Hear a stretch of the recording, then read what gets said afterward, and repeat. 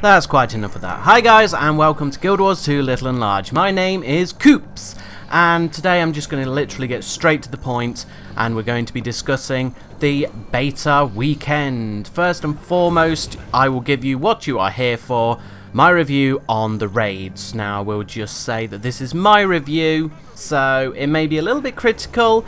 If you are going to be offended easily, switch off now, because I'm honest. What can I say? So let's get right into it. So first and foremost, let's start with the bad. And when I say bad, I mean the disastrous. The squads, when you start the beta, or when I started anyway, not sure whether they fixed it, we'll get into that later, but when you first start, you can go to an NPC and he will allow you to have a commander tag. Wonderful. So, first and foremost, getting into a raid, you need a commander tag to actually lead the party. It's not one of these things like a normal dungeon where you just have a party, invite people to it, bang, in you go with a team of 4 or 5. No, you need a team of 10.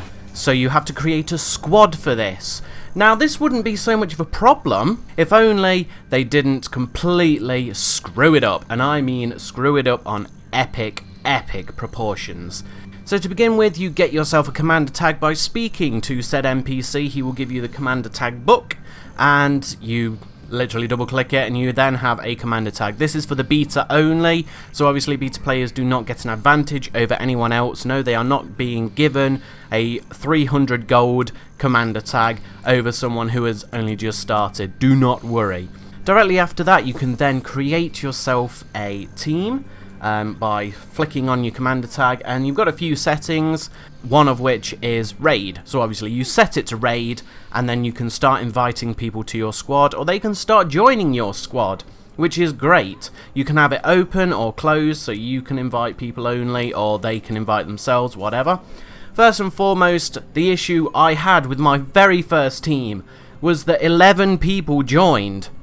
Wouldn't seem like much of a problem, but because 11 people joined, it wouldn't actually let us in. The 11th person then went away from his computer, or perhaps lagged out or whatever, but for whatever reason, they wouldn't talk in squad chat or anything. This may then go on to the issue that I found, that when I was typing in squad chat, nothing was coming up. I couldn't communicate with my squad.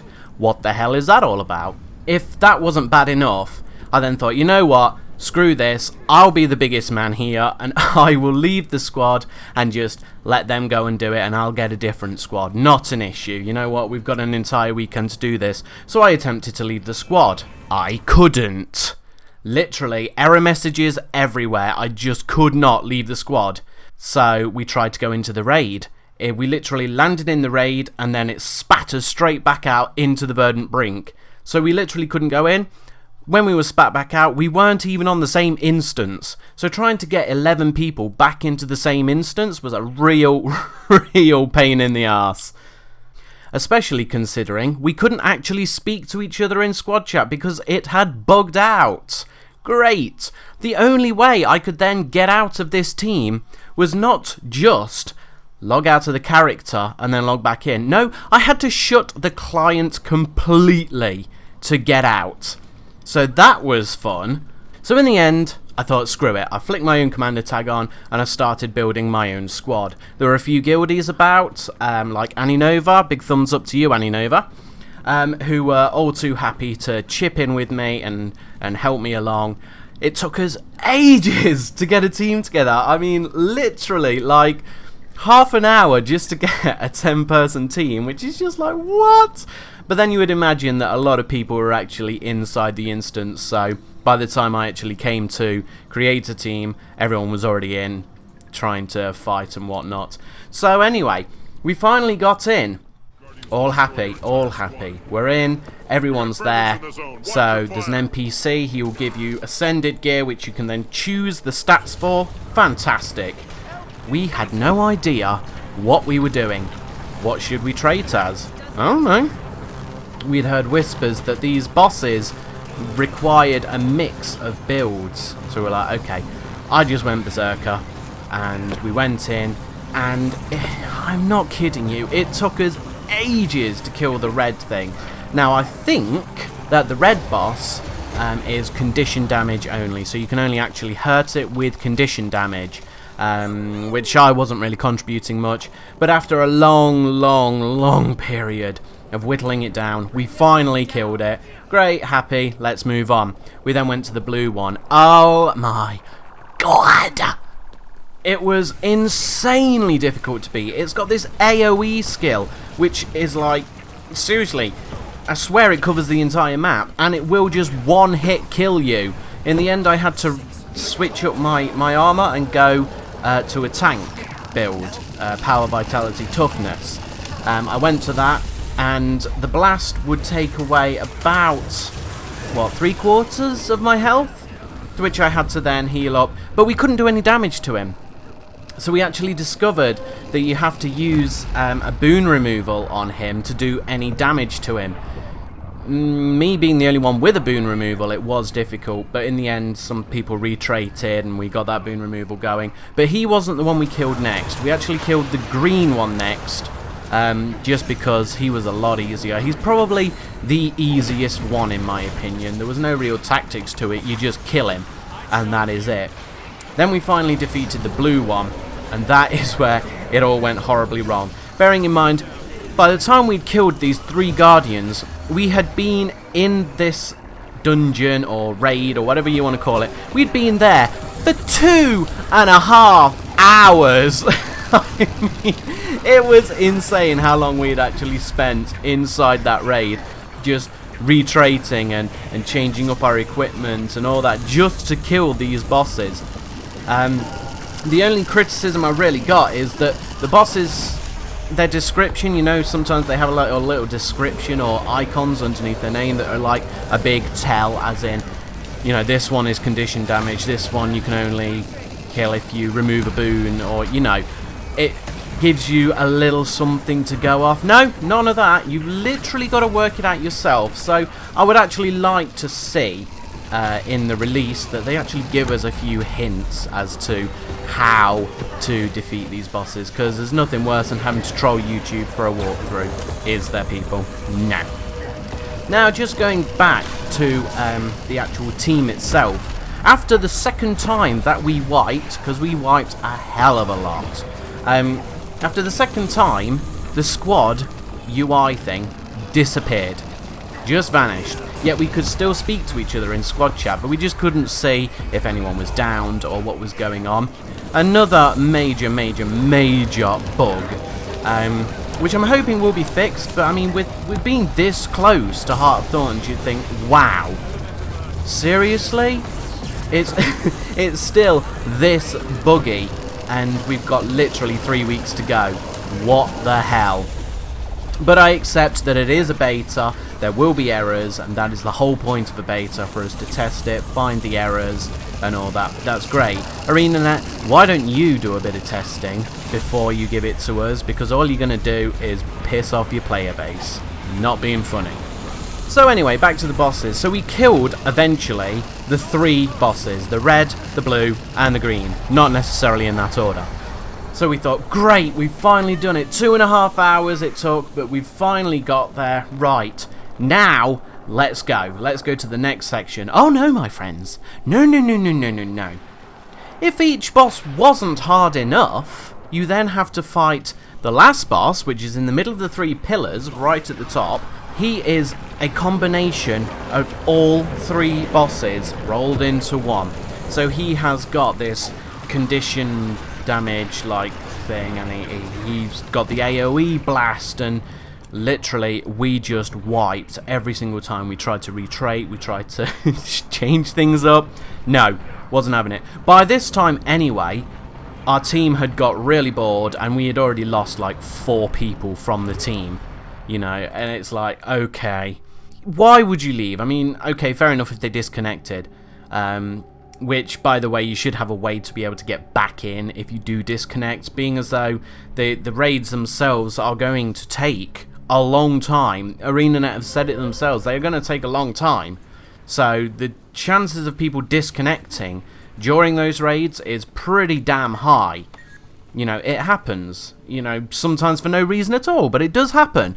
So yeah, there needs to be a way to get back in. There may be a way to get back in, and these people just fucked off and left us. Wouldn't blame them.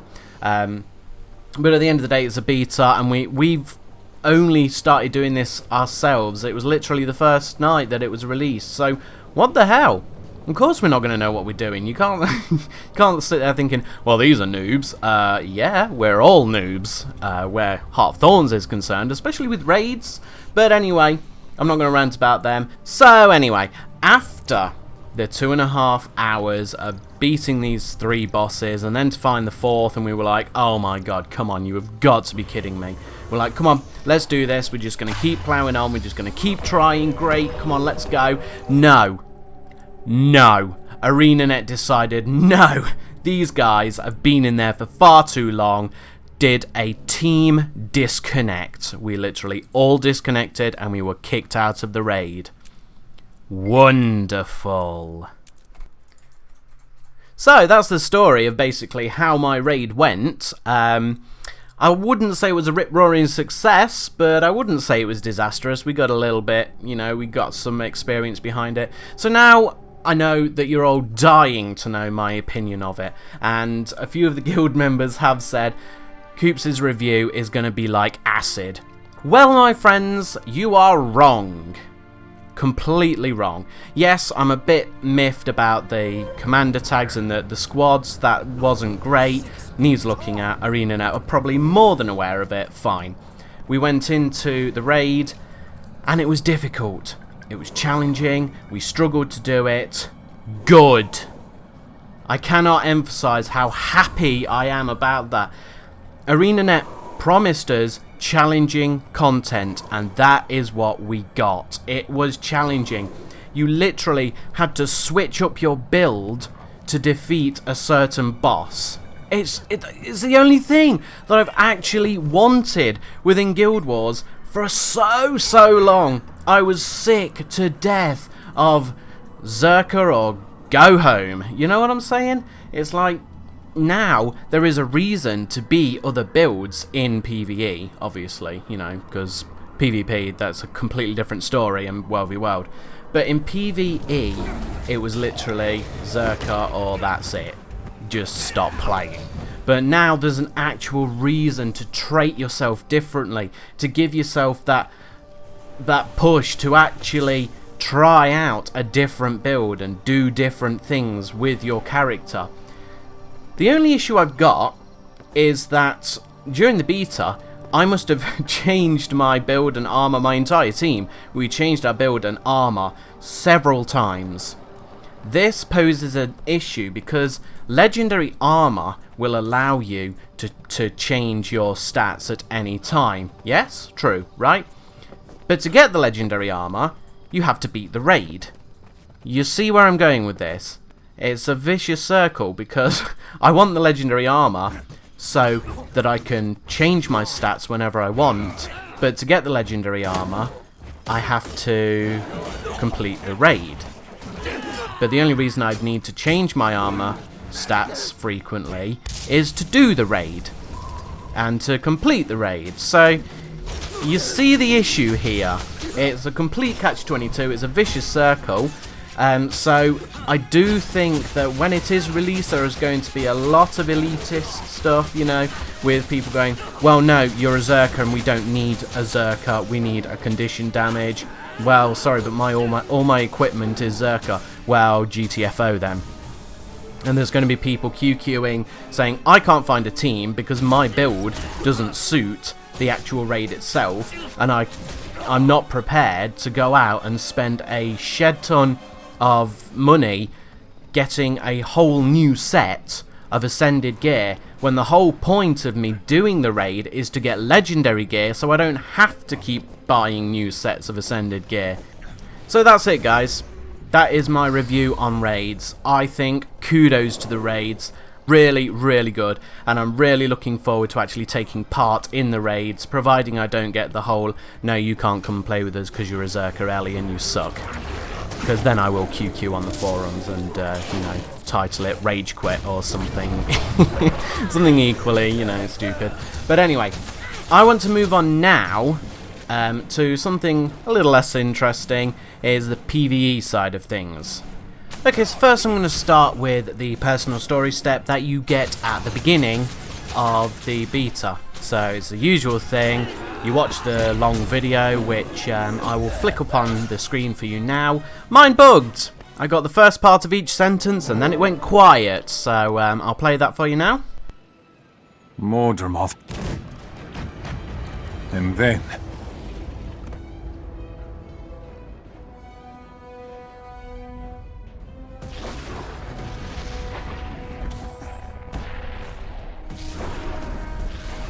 many are dead. Yeah, you get the picture. So if you also experienced that little bug, please leave a comment below, give me a thumbs up just to let me know how many of you actually got that bug. It would be interesting to know because I have surround sound, so I don't know whether it's something to do with that or whether it's not. So yeah, let me know below. So aside from that, then we have the personal story chapter where you get to choose whether you follow the Sylvari or the Char to save the survivors, or whether just to bunker in and all that. Once again, and I mentioned this last time on the last beta, that you can only choose the Sylvari path to go and save the survivors of the pact. You can't choose the other one. And I'm just like, seriously, it's one flipping mission. It's not going to ruin the entire plot if you allow us just to choose the other one.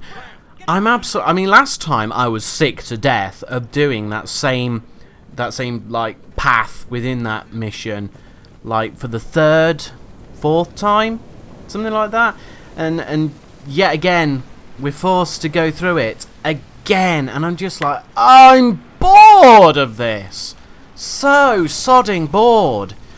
And when it comes to actually the release, even whether I agree with the Sylvari or not, I am going to choose the Char path. Just because it's the only one I've not been able to play, and I think, well, if I choose a Sylvari path, then I'm never actually going to know what happens in the Char one, because I'll probably only complete the personal story once anyway, and that will be on Vec, my Azuran Elementalist, also known as Little. Now you'll see on the screen that I'm splitting between doing it as a Mesmer or as a Ranger. These were requested by some of my guild members. They wanted to see what the Mesmer was like and what the Ranger was like. Now, I will just say, probably looking at the screen, those of you who do play Mesmer and Ranger are probably going, "What are you doing?" Yeah, probably because I do not play Mesmer. I did try and play Mesmer, and I do have a Mesmer. I did try playing it, but the leveling up of a Mesmer I just found horrendous, and I didn't enjoy playing it. The clones and the phantasms and all that crop up here, there and everywhere, they just irritated me. They were just there and in the way, and just being unnecessary and messy, and yeah, maybe that's just me being a bit OCD, but yeah, I couldn't get on with the Mesmer. However, having said that, when I actually played as the Mesmer, a level 80 Mesmer with the new specializations and everything, I actually quite enjoyed it. I didn't have a clue what I was doing, but I enjoyed it all the same, you know. And I actually did the raid with the Mesmer, and I actually, yeah, honestly, I actually really enjoyed it. So I then went on the Ranger, and again, I do have a Ranger. I have a Char Ranger, which I very rarely play, and wasn't as impressed. The specialization for the Ranger is this sort of weird ass wind chime sort of thing, and mainly deals with healing and, you know, condition removal and all that.